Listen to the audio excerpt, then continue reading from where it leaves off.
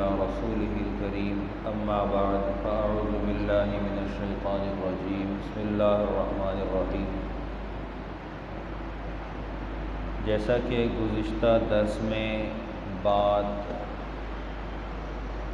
حضرت عبد المطلب اور ابرہہ کے درمیان میں ہوئی تھی، اور اس مکالمے کا نتیجہ یہ تھا کہ اونٹ واپس کر دیے جائیں جو کہ ابرہہ کے قبضے میں تھے، سو وہ واپس ہو گئے، اور عبد المطلب اللہ رب العزت کے حضور میں بیت اللہ کے اندر تشریف لے گئے، اور جا کر خوب آہوزاری کے ساتھ چند لوگوں کو اپنے ساتھ لے کر گئے تھے، خوب آہوزاری کے ساتھ حق تعالیٰ کے حضور میں دعائیں کی اور دعائیہ اشعار پڑھے۔ ان اشعار میں الفاظ یوں تھے: اللہم ان المرء یمنع رحلہ فامنع رحالک، اے اللہ بندہ اپنی جگہ کی حفاظت کرتا ہے، تو اپنی جگہ کی حفاظت فرما۔ وانصر علی آل الصلیب، اہل صلیب کے پرستاروں پر ہماری مدد فرما۔ وعابدیہ الیوم آلک، اور اپنے گھر کی جو عبادت کرنے والے لوگ ہیں ان کی آپ جنہیں خود مدد فرما۔ لا یغلبن صلیبہم ورحالہم ابدا محالک، ان کی صلیب اور ان کی تدبیر آپ کی تدبیر پر غالب نہیں آ سکتی۔ عبد المطلب دعا سے فارغ ہوئے تو اپنی قوم کو لے کر پہاڑ پر چلے گئے۔ آپ پہاڑ پر گئے اور کچھ وقت کے بعد دیکھا کہ چھوٹے چھوٹے پرندے چلے چلے آ رہے ہیں، اور ان کے پنجوں میں اور منہ میں کنکریاں ہیں، اور یہ کنکریاں برساتے جاتے ہیں، اور ایسے برساتے ہیں کہ اللہ رب العزت کا فیصلہ اللہ کے دشمن کے خلاف فوراً واقع ہوتا ہے، جیسا کہ سورہ فیل میں حق تعالیٰ نے ارشاد فرمایا: الم تر کیف فعل ربک باصحاب الفیل الم یجعل کیدہم فی تضلیل وارسل علیہم طیرا ابابیل۔ ان کے اوپر اللہ تعالیٰ نے پرندہ ابابیل کو بھیجا، اس نے کیا کیا؟ ترمیہم بحجارۃ من سجیل، اور ان کے اوپر ایک چھوٹا سا پتھر پھینکتا تھا، چھوٹا چھوٹا کنکر پھینکتا تھا۔ ایک ابابیل نام کا چھوٹا سا پرندہ وہ کتنا وزن اٹھا سکتا ہے؟ اور سامنے جو لشکر ہے جس سے لڑائی ہے، جس کے مقابلے میں ابابیل آئے ہیں، وہ لشکر ہاتھیوں کے ساتھ ہے۔ بیت اللہ اس زمانے میں اپنی پرانی تعمیر کے مطابق لکڑیوں کا تھا، شہتیر سے چھت بنی ہوئی تھی، اندر بانس اور لکڑیوں سے ستون بنائے گئے تھے، تو ان کو تو انہوں نے باندھنا تھا اور باندھ کے کھینچ دینا تھا، بیت اللہ کو زمین پہ آ جانا تھا، لیکن حق تعالیٰ کا فیصلہ تھا کہ اب آنے والوں کا مقابلہ حق تعالیٰ خود کریں گے۔ عبد المطلب نے تو اپنے اونٹ لیے اور الگ ہو گئے، اور انہوں نے اپنی آہوزاری حق تعالیٰ کے حضور میں پیش کر دی کہ یا اللہ پاک آپ جانیں، آپ کا گھر جانیں، اپنے گھر کی حفاظت تو ہر کوئی گھر والا کرتا ہے، جیسے کہ انہوں نے شعر میں کہا: اللہم ان المرء یمنع رحلہ فامنع رحالک، اے اللہ بندہ اپنی جگہ کی حفاظت کیا کرتا ہے، تو اپنے گھر کی حفاظت فرما۔ وانصر علی آل الصلیب وعابدیہ الیوم آلک، اہل صلیب کے پرستاروں کے مقابلے میں اپنی آل کی، اپنے اہل کی یا اللہ مدد فرما۔ لا یغلبن صلیبہم ورحالہم ابدا محالک، ان کی صلیب اور ان کی تدبیر تیری تدبیر پر غالب نہیں آ سکتی۔ حق تعالیٰ نے قرآن پاک میں کہا: وَمَكَرُوا وَمَكَرَ اللَّهُ، انہوں نے بھی تدبیر کی، اللہ نے بھی تدبیر کی۔ واللہ خیر الماکرین، اللہ بہترین تدبیر کرنے والے ہیں۔ جب یہ معاملہ ہو گیا تو ابرہہ کا لشکر تو تباہ ہو گیا۔ ابرہہ کے لشکر کی تباہی کے بعد حق تعالیٰ نے مکہ مکرمہ کی صفائی کے لیے سیلاب بھیجا۔ اس سیلاب نے آ کر وہ خون، وہ لاشیں، وہ سارے کے سارے لوگ بمائے ان کے ہاتھی اور ہاتھی بانوں کے سب دریا تک پہنچا دیا۔ ابرہہ بچ گیا۔ ابرہہ کے حالات کیا تھے؟ دعویٰ تھا اس کا کہ میں جب تک چین سے نہیں بیٹھوں گا جب تک کہ بیت اللہ کو منہدم نہ کر دوں۔ کچھ چہرے نئے ہیں تو بیت اللہ کو منہدم والی بات بتاؤں کیوں تھی؟ بتاؤں؟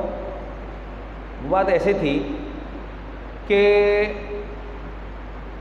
صنعاء کے علاقے میں ابرہہ جو کہ نجاشی کی طرف سے گورنر مقرر تھا، اس نے ایک عیسائیوں کا کنیسہ بنایا، عبادت گاہ بنائی، اور اس لیے بنائی کہ لوگ مسلمان تو اس زمان تھے نہیں، عرب جو ہے وہ بیت اللہ کے طواف کے لیے جاتے ہیں اور بڑے دور دور سے اس کے ساتھ عقیدت کا اظہار کرتے ہیں، تو میں ایک ایسا کنیسہ بناتا ہوں کہ اس کنیسے کی لوگ آ کر پوجا کریں۔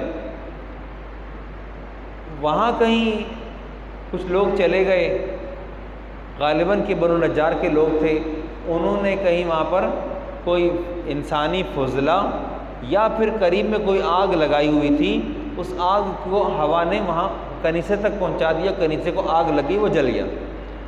اب چونکہ اس نے بنایا ہی حسد میں تھا، اس نے بنایا ہی مکہ مکرمہ کے بیت اللہ کے مقابلے میں تھا، تو اس کو اس کی آگ لگ گئی کہ میں اب بیت اللہ کو منہدم کر کے چھوڑوں گا۔ اس نعرے کے ساتھ وہ آیا تھا، اور جب وہ آیا اس نے اپنا پورا زور لگا لیا، تو عبد المطلب کے اونٹ جو راستے بھر میں جتنا بھی زور لگایا، سارا راستے بھر میں جتنے بھی عربوں کے قبائل آتے رہے، سب کو تہتے کرتا گیا، زیر تلوار وہ زیر دست کرتا گیا۔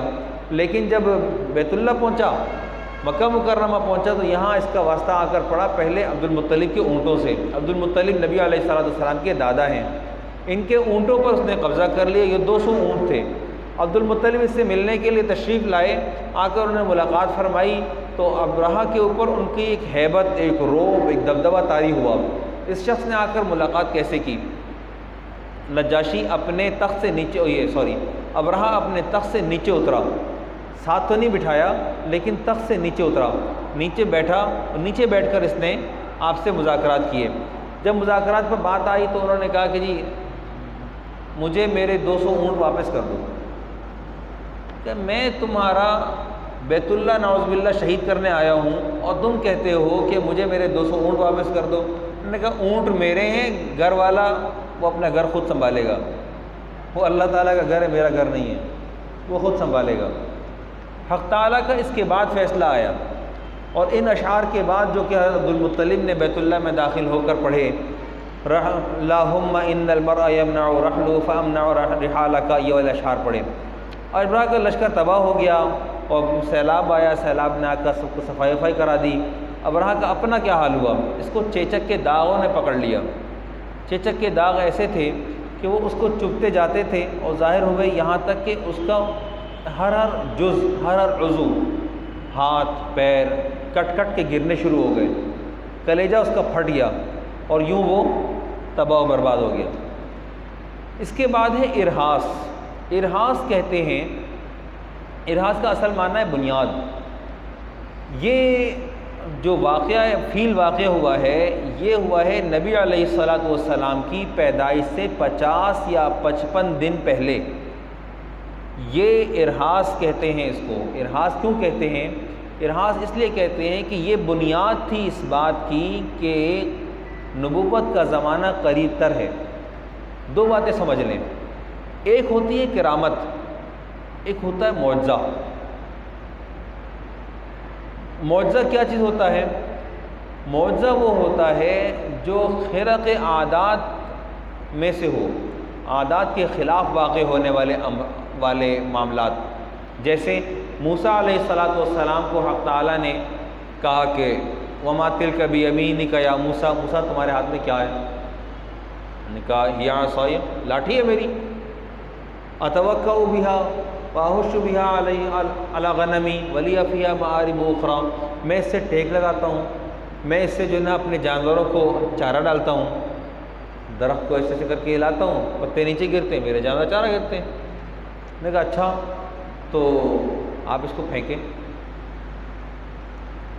القی عصاک، اپنا لاٹھی پھینک دیں آپ۔ تو میں لاٹھی پھینکی تو وہ لاٹھی سانپ میں تبدیل ہو گئی، وہ سانپ نہیں تھا، اژدہا تھا۔ موسیٰ علیہ السلام ڈرے، حق تعالیٰ نے حکم دیا خذھا ولا تخف، پکڑ لیں، ڈرے نہیں، آپ ڈرے نہیں۔ یہ کیا تھا؟ یہ موسیٰ علیہ السلام کا معجزہ تھا، ٹھیک ہے۔ اولیاء اللہ سے معجزات سرزد نہیں ہوتے، انبیاء سے معجزات سرزد ہوتے ہیں، اولیاء اللہ سے کرامت سرزد ہوتی ہے۔ جیسے کوئی ولی حق تعالیٰ کا قریب تعلق دار بندہ وہ یہ کہے کہ جی فلاں جگہ جا کر دیکھو وہ صاحب کھڑے ہیں، ان کی مدد کر دو، تو یہ کرامت تو ہو سکتی ہے، معجزہ نہیں ہے۔ ایک دلیل اس پر ابھی بھی ذہن میں آئی تھی لیکن نکل گئی، دوبارہ آتی تو بتاتا ہوں کہ ایسے اور بہت سارے واقعات ہیں۔ تو اب جب ابرہہ کے لشکر پر فتح مکہ، فتح قریش کو اللہ سبحانہ وتعالیٰ نے فتح دے دی، تو نبی آخر الزماں صلی اللہ علیہ وسلم کی آمد کا یہ غیبی اشارہ ہے کہ ابرہہ کا لشکر تباہ ہو گیا اور فتح قریش کے حق میں آ گئی۔ اور یہ بات ہم پہلے بھی کر چکے ہیں، ایک بار پھر کرتے ہیں کہ جب نبوت کا زمانہ قریب آتا ہے تو اخلاق، عادات، مزاج، اطوار بھی اس کی طرف آہستہ آہستہ مائل ہونے لگتے ہیں۔ ایسے تو دور مشرکین کا تھا، لیکن نبی علیہ السلام کے خاندان میں اوپر تک کہیں پر کوئی مشرک نہیں ہے۔ عبد المطلب نے بیت اللہ میں داخل ہو کر حق تعالیٰ کے حضور میں دعا کی، مشرک ہوتے نعوذ باللہ تو لات و عزا کے جیسے نام کے بت رکھے ہوئے تھے، ان سے بولتے، انہوں نے تو آ کر اللہ تعالیٰ کو پکارا، اور اللہ تعالیٰ کو پکار کر توکلاً علی اللہ پہاڑ پر چلے گئے، اور اپنی قوم والوں سے بھی کہا کہ مکہ خالی کر دو، اب چلو۔ قریش سارے کے سارے پہاڑوں پر چلے گئے تھے، قریش مکہ میں نہیں تھے، حق تعالیٰ نے خود نمٹایا ابرہہ سے۔ تو یہ دلیل ہے اس بات کی کہ نبی علیہ السلام کے آباء و اجداد مشرک نہیں تھے، موحد تھے، پکے موحد تھے۔ اور آپ علیہ السلام کے عالی نسب ہونا تو شرائط نبوت سے بھی ہے، نسب بہت بلند تھا۔ اور نبی علیہ السلام کے تمام آباء و اجداد اپنے اپنے زمانے میں، جیسے ہاشم ہم پیچھے پڑھ چکے ہیں، عبد المطلب خود، اور نبی علیہ السلام کے آباء و اجداد دیگر اوپر کی طرف کو جتنا بھی نسب ہے، سارا کا سارا اپنے زمانے میں حکما، بڑے بڑے حکیم لوگ، عقل مند و دانا لوگ، فہم و فراست والے، بڑے بڑے اونچے لوگ تھے، وہ سارے کے سارے اپنی اپنی جگہ پہ ایک بڑا مقام رکھتے تھے۔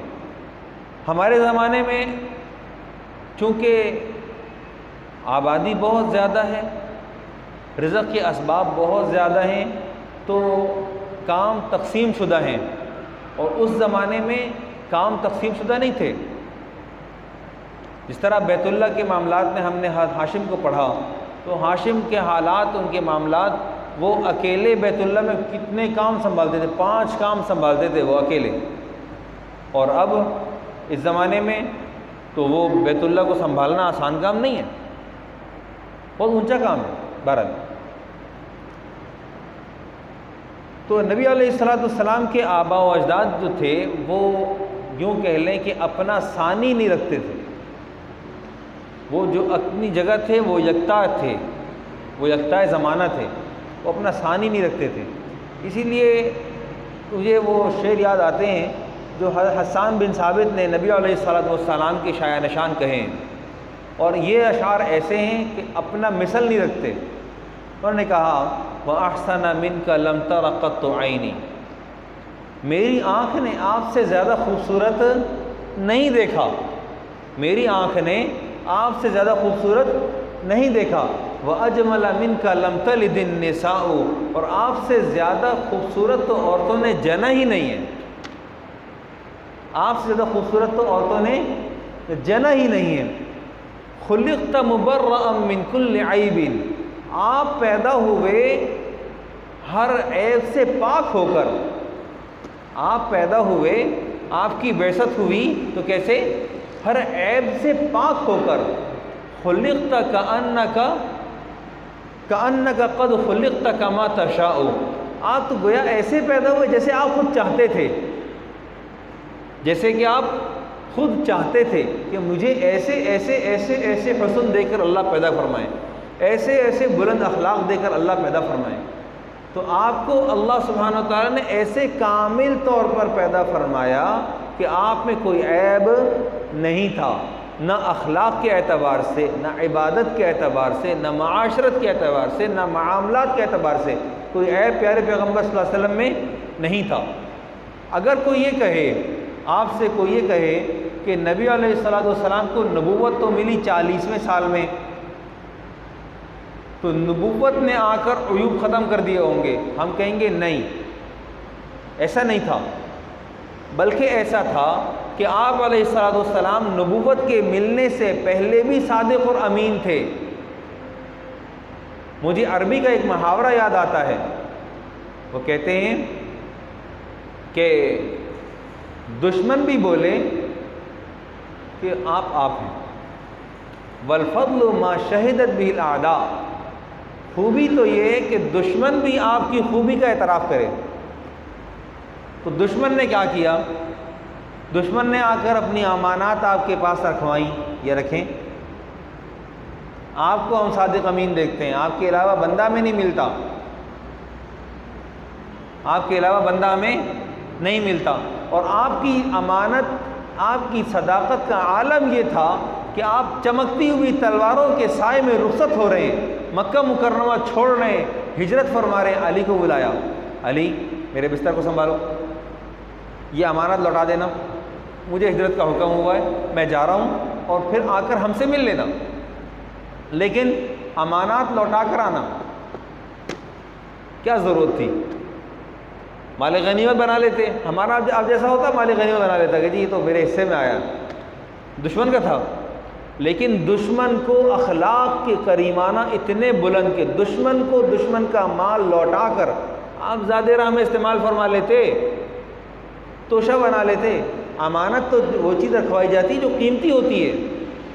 ممکن تھا وہ دینار، ممکن تھا کہ وہ درہم ہوتے، ممکن تھا وہ کوئی جائیداد ہوتی.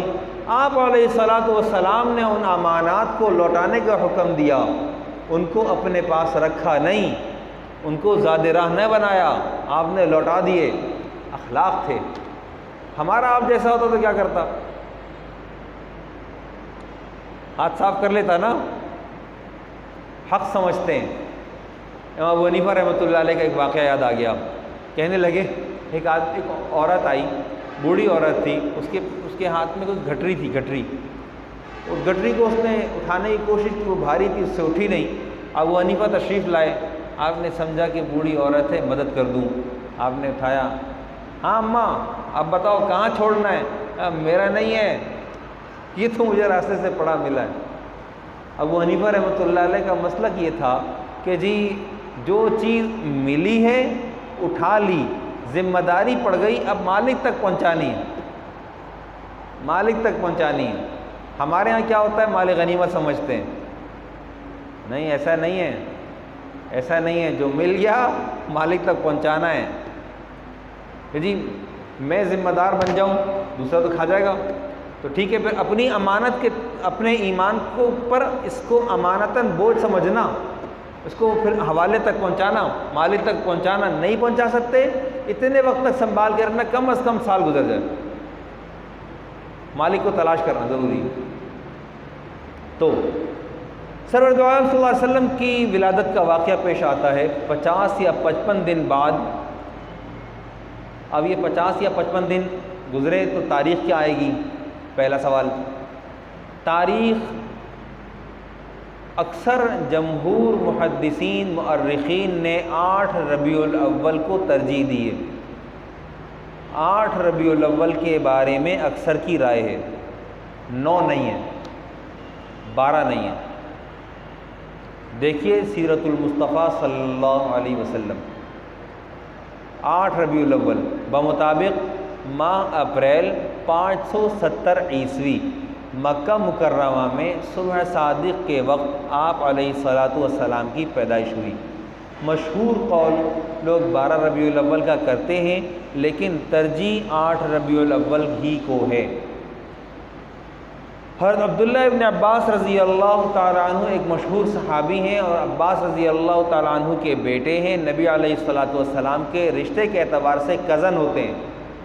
عباس چچا ہیں، چچا کے بیٹے عبداللہ کہتے ہیں، اور جبیر ابن مطعم رضی اللہ تعالی عنہ بھی یہی کہتے ہیں کہ 8 ربیع الاول۔ ٹھیک ہے۔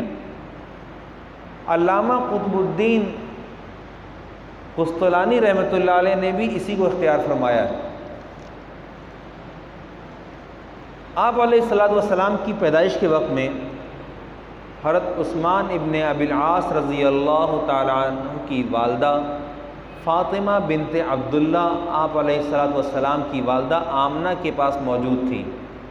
دوبارہ کہتا ہوں، عثمان ابن ابی العاص رضی اللہ تعالی عنہ جو کہ بنی ثقیف کے ایک فرد تھے، اور آپ کی وجہ سے بنو ثقیف مسلمان رہی۔ بنو ثقیف کی طرف سے جب عامل مقرر ہوئے طائف پر، نبی علیہ الصلوۃ والسلام نے اپنے زمانے میں طائف پر عامل مقرر کیا، گورنر مقرر کیا، تو وہ عثمان ابن ابی العاص رضی اللہ تعالیٰ عنہ تھے۔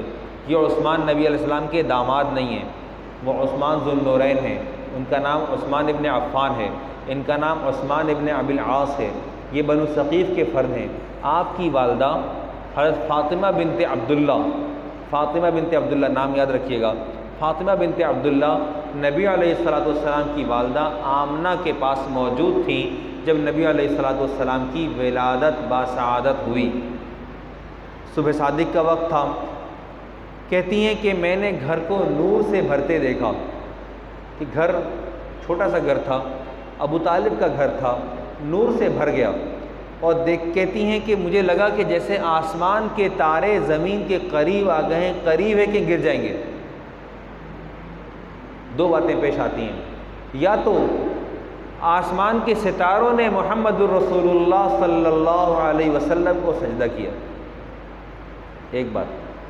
دوسری بات کہ اب ظلمت ختم ہوگی، روشنی روشن ہوگی، اب نور آئے گا، روشنی آئے گی۔ اصحاب صفہ میں کہ ایک صحابی عرباض ابن ساریہ رضی اللہ تعالی عنہ، آپ کی والدہ ماجدہ کہتی ہیں کہ میں نے ایک نور دیکھا، اور اس نور میں میں نے شام کے محلات کو روشن ہوتے دیکھا۔ شام یعنی سیریا، موجودہ سیریا، میں نے شام کے محلات کو روشن ہوتے دیکھا۔ ایک اور روایت میں ہے کہ بصرہ کو روشن ہوتے دیکھا۔ یہ عرباض ابن ساریہ رضی اللہ تعالیٰ عنہ، یہ وہ صحابی ہیں جن کے بارے میں قرآن پاک میں وہ آیت آئی، وَلَا عَلَى الَّذِينَ إِذَا مَا أَتَوْكَ لِتَحْمِلَهُمْ قُلْتَ لَا أَجِدُ مَا أَحْمِلُكُمْ عَلَيْهِ تَوَلَّوْا وَأَعْيُنُهُمْ تَفِيضُ مِنَ الدَّمْعِ حَزَنًا أَلَّا يَجِدُوا مَا يُنْفِقُونَ۔ یہ وہ صحابی ہیں جن کے بارے میں یہ آیت آئی کہ یہ صحابی آئے تھے نبی علیہ السلام کے پاس اور آپ سے چاہتے تھے کہ آپ کوئی سواری وغیرہ عنایت فرما دیں تو یہ غزوہ میں شرکت کریں گے، لیکن نبی علیہ السلام نے ارشاد فرمایا کہ میرے پاس کچھ نہیں ہے، میں آپ کو سوار نہیں کر سکتا۔ تو یہ روتے ہوئے واپس ہوئے، ان کی آنکھوں سے آنسو جاری تھے۔ قرآن پاک نے ان کی آنکھوں کے بہنے کی گواہی دی ہے، تولوا واعینہم تفیض من الدمع حزنا الا یجدوا ما ينفقون۔ ان کو غم تھا اس بات کا کہ میرے پاس کچھ نہیں ہے کہ میں حق تعالیٰ کے حضور میں خرچ کرنے کے لیے کچھ پیش کروں۔ عزم، کتنا ٹھوس عزم ہے، آنسوں سے روتے ہیں۔ یہ وہ صحابی ہیں۔ ان کی والدہ کہتی ہیں کہ میں نے شام کو روشن ہوتے دیکھا۔ تو اب پہلے والی بات جس کو قرآن پاک نے بھی یوں کر کے کہا، قد جاءکم من اللہ نور و کتاب مبین یہدی بہ اللہ من اتبع رضوانہ سبل السلام ویخرجہم من الظلمات الی النور بإذنہ۔ تو قرآن پاک نے بھی اس بات کی تائید کی ہے کہ ستاروں کے زمین پر آنے پر یا ان کے لپکنے کا مطلب یہ ہے کہ اب ظلمت دور ہوگی، نور آئے گا۔ اور نور کی دلیل قرآن پاک نے خود کہا، یہدی بہ اللہ من اتبع رضوانہ سبل السلام یخرجہم من الظلمات الی النور بإذنہ۔ اچھا، حضرت کعب احمار رضی اللہ تعالیٰ عنہ یہ علماء بنی اسرائیل میں بڑے اونچے عالم تھے۔ وہ کہتے ہیں کہ کتب سابقہ میں، تورات، زبور، انجیل وغیرہ میں، کتب سابقہ کے اندر پیارے پیغمبر صلی اللہ علیہ وسلم کی جو تعریف و توصیف بیان ہوئی ہے وہ یوں ہے۔ کہتے ہیں محمد الرسول اللہ مولودہ بمکہ، آپ کی جائے پیدائش مکہ مکرمہ، ومہاجرہ بیثرب، آپ کا ہجرتگاہ، آپ کی ہجرتگاہ یثرب، وملکہ بالشام، آپ کی سلطنت شام۔ اب اس پر دلیل اگر کہ ایسا تھا تو وہ کیا تھا؟ پیدائش مکہ مکرمہ ثابت شدہ ہے، ہجرت مدینہ منورہ ثابت شدہ ہے، آپ علیہ الصلاۃ والسلام کی زندگی میں شام فتح ہو گیا تھا، آپ بادشاہ تھے، سلطنت آپ کی تھی، آپ کے زمانے میں آپ کی حیات بابرکت میں ہی شام کی زمین زیر نگی آ گئی تھی۔ شام کے محلات جو دکھائے گئے تھے عرباض ابن ساریہ رضی اللہ تعالیٰ عنہ کی والدہ کو، تو وہ بات ثابت ہو گئی تھی۔ اور جو بصرہ کی بات ہوتی ہے، یہ بلد بصرہ نہیں ہے، یہ لفظ بصرہ ہے۔ بصرہ کی جو بات ہوتی ہے تو وہ شام کا ایک شہر ہے، تو شام دکھایا یا بصرہ دکھایا تو دونوں باتوں میں تطبیق ہو گئی کہ شام کا علاقہ بصرہ دکھایا تو شام، دونوں روایتیں کہ شام کا کے محلات دکھائے تھے تو بصرہ داخل تھا، بصرہ دکھایا تھا تو بصرہ خود شام میں ہے۔ اور اسی لیے پیارے پیغمبر صلی اللہ علیہ وسلم کو آپ کی زندگی میں جب معراج نصیب ہوئی تو قرآن پاک نے کہا سبحان الذی اسریٰ بعبدہ لیلا من المسجد الحرام الی المسجد الاقصی الذی بارکنا حولہ لنریہ من آیاتنا۔ یہ جو آیت آئی ہے یہ نبی علیہ الصلوۃ والسلام کے سفر معراج سے متعلق ہے، اور آپ علیہ الصلوۃ والسلام کو سفر معراج کرانا تھا تو بیت اللہ سے ڈائریکٹ لے جاتے، لیکن ایسا نہیں ہوا۔ پہلے آپ کو ارض شام، ارض مقدس کی آپ کو زیارت کرائیے، سیر کرائیے۔ آپ پہلے قبلہ اول تشریف لے گئے، پہلے وہاں گئے ہیں، وہاں جا کر تمام انبیاء کی روحانی طور پر امامت فرمائی ہے اور جبریل امین سے ملاقات ہے، اس کے بعد پھر آپ کا سفر ہے۔ انشاءاللہ آئندہ بات اس پر ہوگی، اور پھر آئندہ درس میں وہ بات بھی ہوگی جمعرات والے دن کہ نبی علیہ الصلوۃ والسلام کی ولادت باسعادت کے ہوتے ہی کیا کیا واقعات پیش آئے، کس کے محل کے کنگرے ٹوٹے، کس کے کنیسے کی 1000 سال پرانی جلتی آگ بجھی، یہ سارے واقعات ایک بچے کے وجود میں آتے ہی ایک آدمی مکہ مکرمہ میں بیت اللہ کے آس پاس میں لوگوں کے گھروں کو چھانتا پھرتا ہے، آواز لگاتا ہے، وہ عیسائی ہے، وہ کہتا ہے کہ یہ بتاؤ تمہارے شہر میں آج کوئی بچہ پیدا ہوا ہے، آج رات کوئی بچہ پیدا ہوا ہے، مجھے وہ بچہ بتاؤ کون ہے۔ اور اس بچے کو وہ جب تک دیکھ نہیں لیتا اس کی تسلی نہیں ہوتی۔ یہ سارے واقعات انشاءاللہ آئندہ درس میں ہوں گے۔ اللہ رب العزت ہماری توجہ اور ہمیں اس درس کو آگے لے کر چلنے کی توفیق عطا فرمائے۔ وآخر دعوانا الحمدللہ رب العالمین۔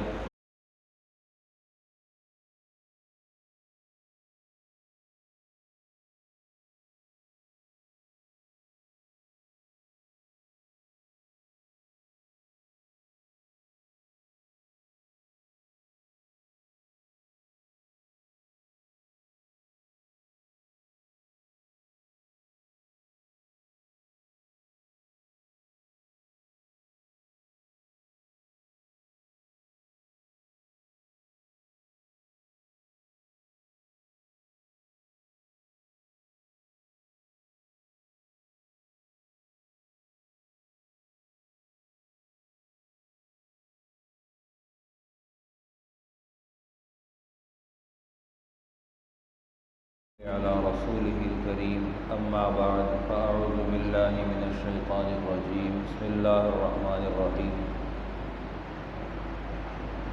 جیسا کہ گزشتہ